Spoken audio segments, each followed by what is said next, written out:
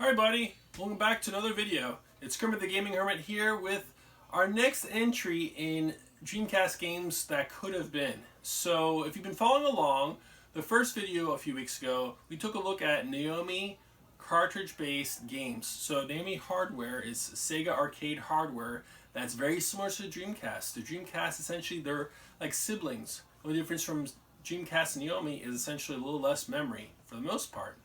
However, Chapter 2, we looked at disc-based Naomi games. Chapter 3, we took a look at multi-board Naomi games, as well as the bridge between Naomi and Naomi 2 hardware, which was called the Hikaru system, which had some really important games on it. And then last video, Chapter 4, we took a look at the Naomi 2 games that would have been great additions. Games like Wild Riders, Virtua Fighter 4, Initial D, just to name a few. So today we're looking at a system that I'm not as familiar with that I think would have been incredible to see the what ifs. And doing a lot of the research for this video, there were some games I was really well aware of for well over 15 years or so, but there were lots of other games that I really didn't know about. And so hopefully, if you knew quite a bit about this, you'll find out more. And for this video, we're taking a look at the Sega Sammy Atomiswave hardware. So it's attributed to Sammy. However, back in the early 2000s, Sammy and Sega ended up merging. And so Sammy, which was known in Japan primarily for pachinko machines, saw the possibility of Sega as a great partner. Sega has lots of very well-known intellectual properties, IPs, and so they were kind of struggling, right? The Saturn didn't do so hot, did pretty well in Japan, but essentially they had to abort the system early. And then the Dreamcast ended up having a very short life. It started off great and then fizzled out. You know, there were lots of great games for the system. Man, I wish that would have come out to the West. However, Sega was hurting financially, and so Sammy stepped in and they merged. And so we see the early life with the Atomiswave arcade offering is that it was actually built upon Dreamcast hardware. So imagine a Dreamcast in the arcades. The only difference though was that it was not disc based, it was actually cartridge based. So it's really interesting as far as the games that came out and how not a single one of the games that were on the Atomiswave ever made it to the Dreamcast, even though it was based upon Dreamcast architecture. So let's take a look at several games. We won't be able to get through all of them. There's actually a part 2 that we'll take a look at next week. However, there's more than enough game content to show you as far as that we'll probably put a few surprises, and I think we'll have made for great additions to the Dreamcast library. Alright, first off is a game that was developed by Sammy and Moss in conjunction back in 2005, and the game is entitled Animal Basket. Now, Animal Basket is not a game I knew about going into the making of this video as far as my preliminary research. You know, I knew back in the days as far as the background with the Sammy Atomiswave hardware that was based upon the Dreamcast.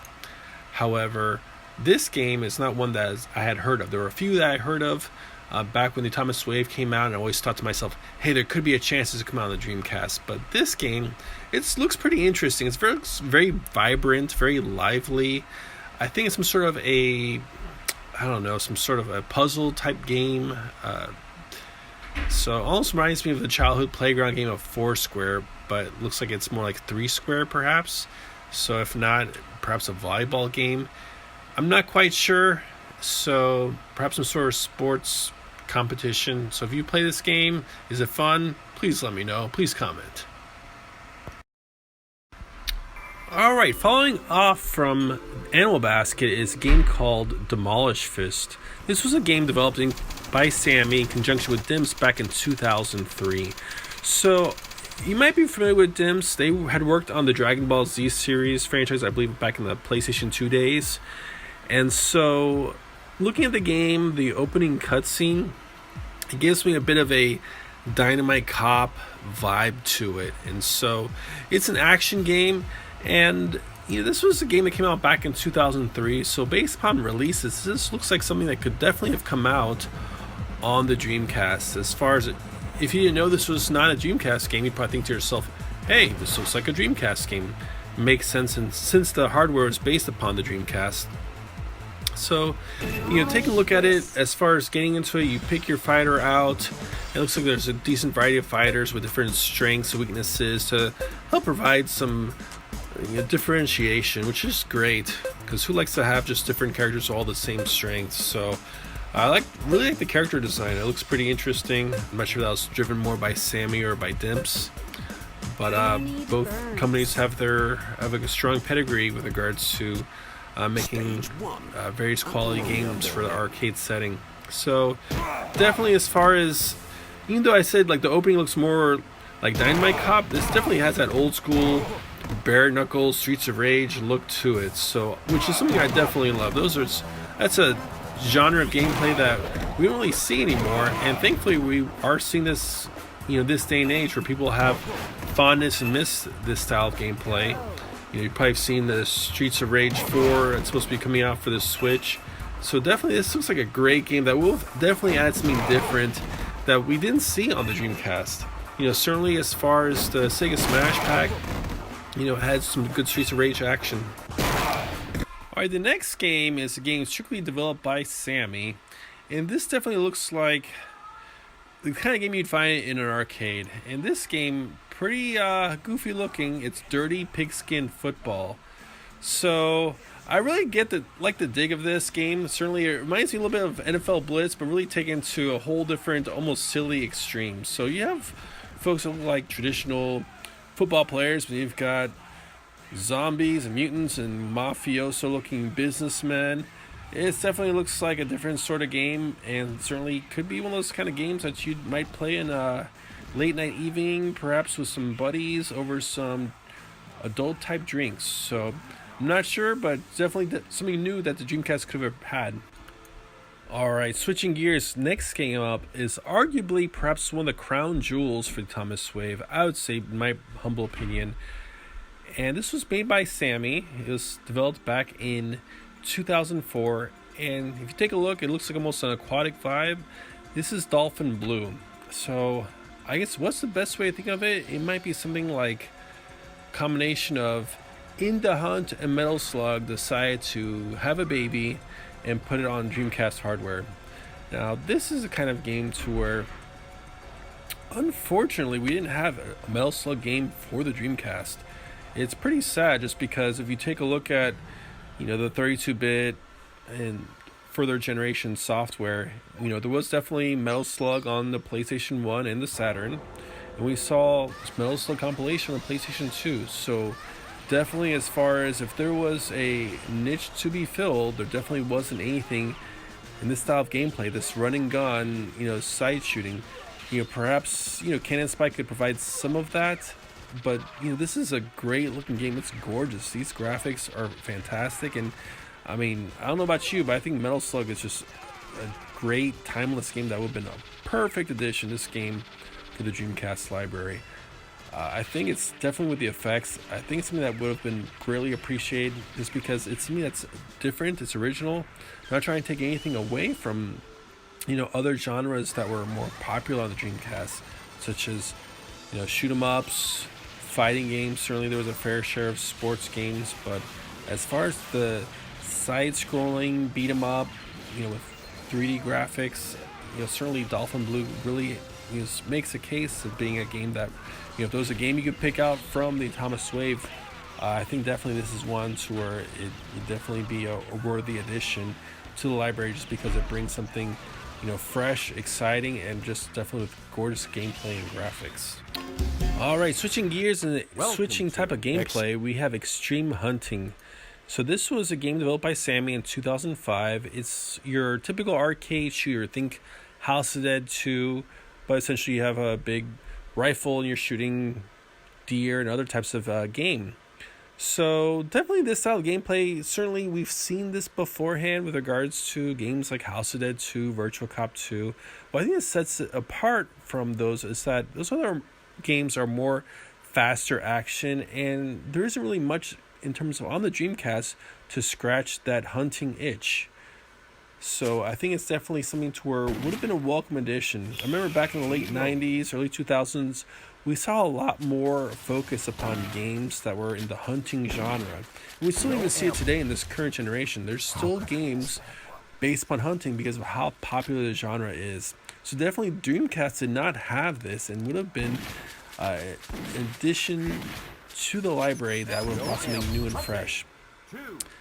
Now, Extreme Hunting 2 came out the following year, but this was actually developed by both Sega and Sammy. So, as I mentioned earlier, Sammy acquired Sega back in the 2000s. I believe it was 2004. Sega was under great financial difficulty, and Sammy wanted to expand and diversify their hold within the arcade market. Sammy was developing pachinko machines, and Sega just brings a lot more diversity to being in that same arena, with also the valuable intellectual properties.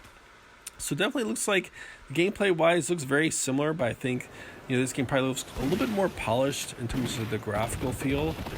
Certainly as far as, I'm all about the light gun type games, and I definitely would have given this a try along with the original one, Extreme Hunting. So what do you think? Do you think we've done well for the Dreamcast? I think it would have been a welcome addition if only it would have come out and not just stayed on the Atomiswave arcade hardware. Alright, switching gears literally and figuratively is Fast and Speed, all pun intended. This game came out in 2004, is by Sammy, and as we can tell, it looks like your typical street racer. Definitely all tricked out, all polished up, ready to do some nitro boosting action. So I think this is the kind of game that would have been a welcome addition to the Dreamcast. Now, I'm not a gearhead by any stretch of imagination, but I enjoy playing games like Tokyo Extreme Racer 1 and 2, Metropolis Street Racer. Those are all great games, and I think definitely the Dreamcast had room for more, and I think this would have been a great addition to that. Looking at the gameplay, it looks like it has a bit of a Midnight Club-esque feel to it. Certainly as far as whether it's as deep as Midnight Club, I really don't know.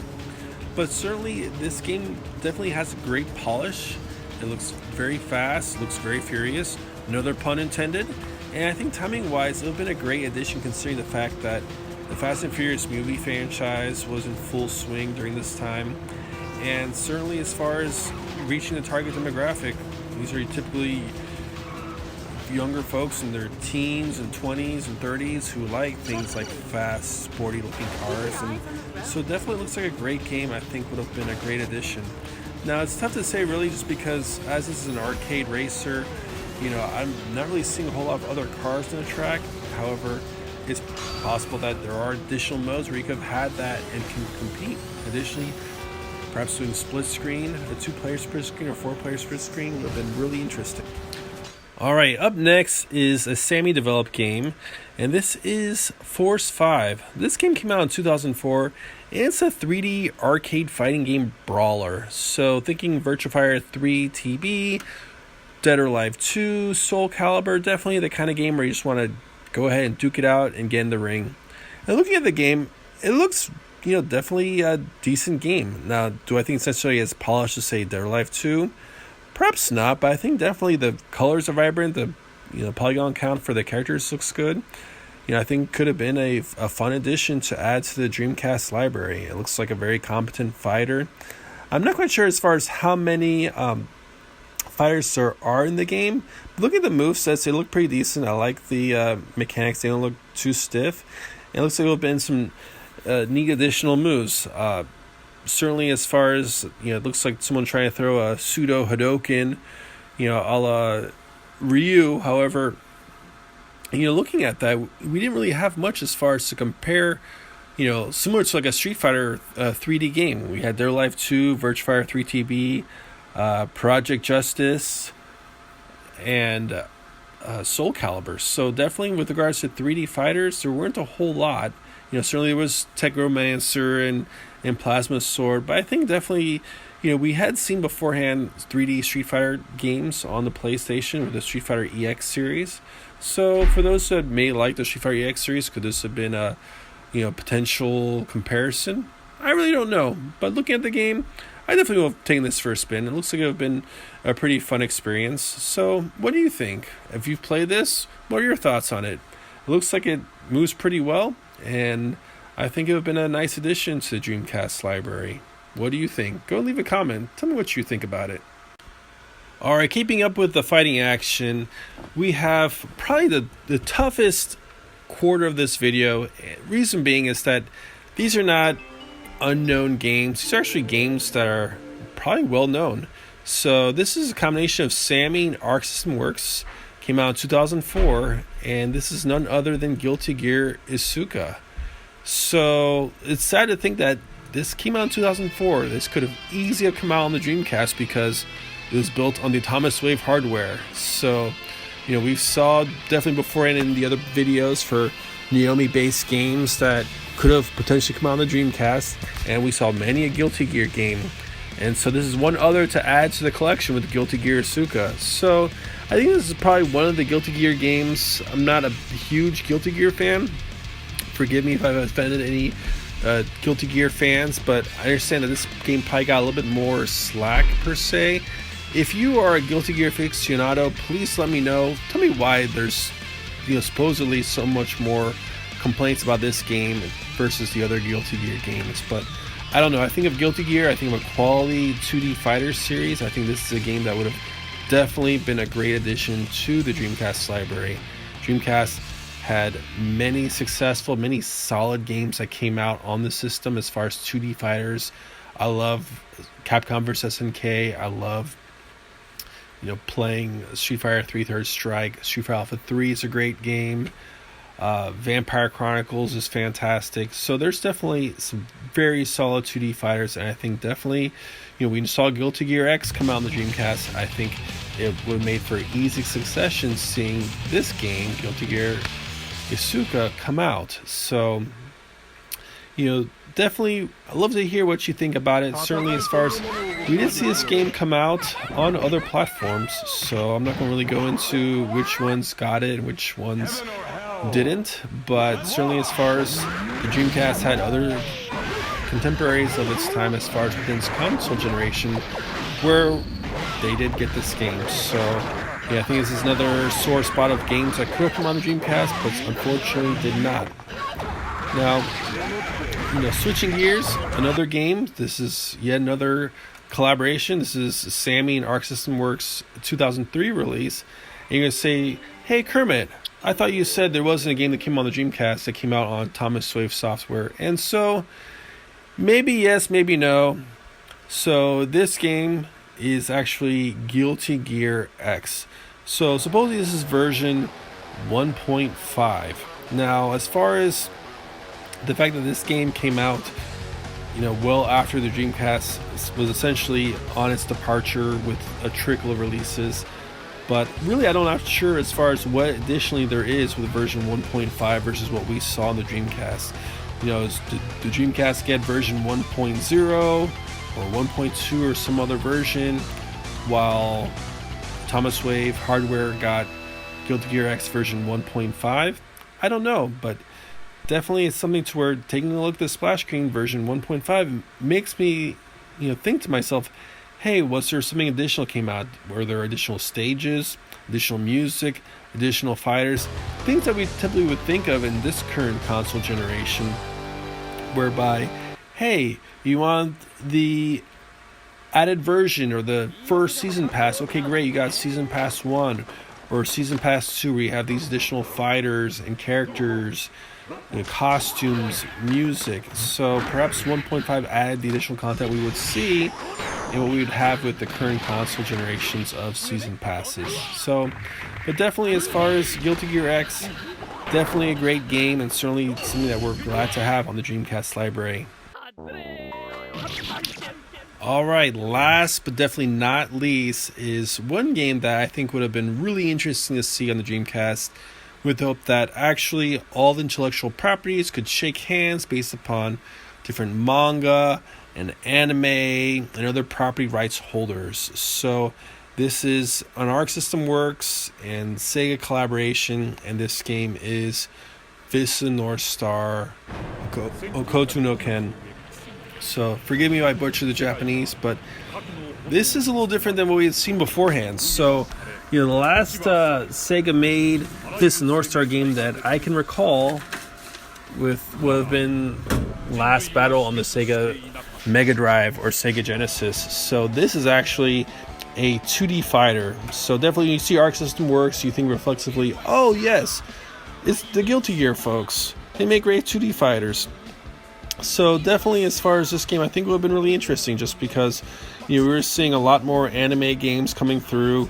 Definitely during this generation, we saw tons of Dragon Ball Z coming out, and certainly Fist of North Star is a well-respected anime franchise, and we definitely saw a lot more of this property in further generations of consoles. So the Xbox 360 and the PS3 had a pair of Fist of North Star games that were developed by Koei Tecmo, and then certainly Sega ended up getting the franchise back, the IP to use, and we saw that definitely with the Yakuza team developed Fist North Star game. So definitely as far as really neat animation intro, I figured definitely worth showing it off to you guys because you all held on to the very end, so I thought it was great.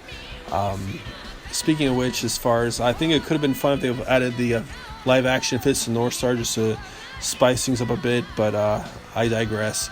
So definitely as far as the action is especially what we would expect for a 2D fighter, and especially with Fist of the North Star being a really intense anime, you can tell that definitely the gameplay is going to meet that expectation. So delving into the gameplay, past the title screen, you get to choose your fighter and definitely get to duke it out. So I think definitely as far as the action goes, it looks like a decent character roster. You can only have so many characters based upon the various anime franchises. So this is one to where it has a modest selection, perhaps not as broad as say a Capcom versus an SNK or Street Fighter, but definitely it's just an anime. It's not a V-game series where you expect with each iteration of a game you're going to have additional fighters.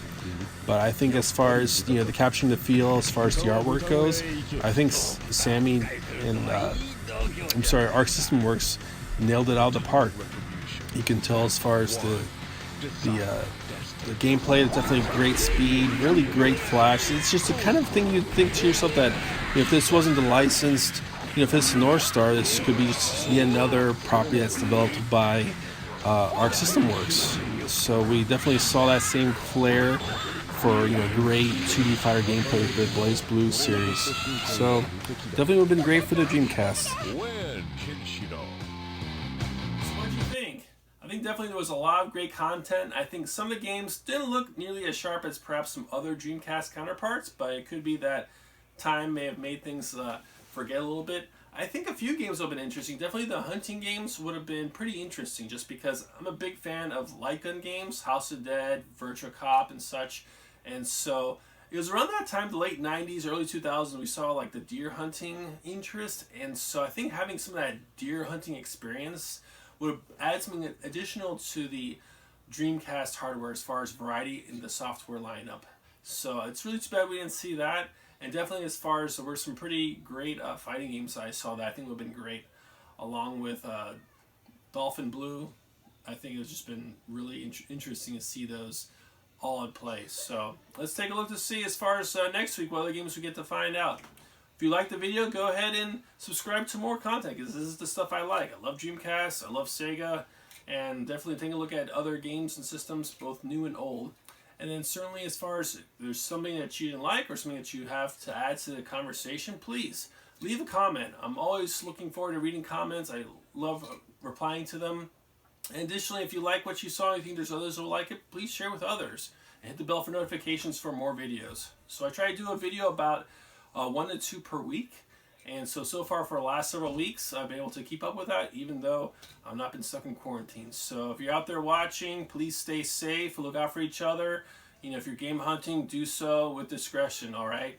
Take care, I'll see you next week.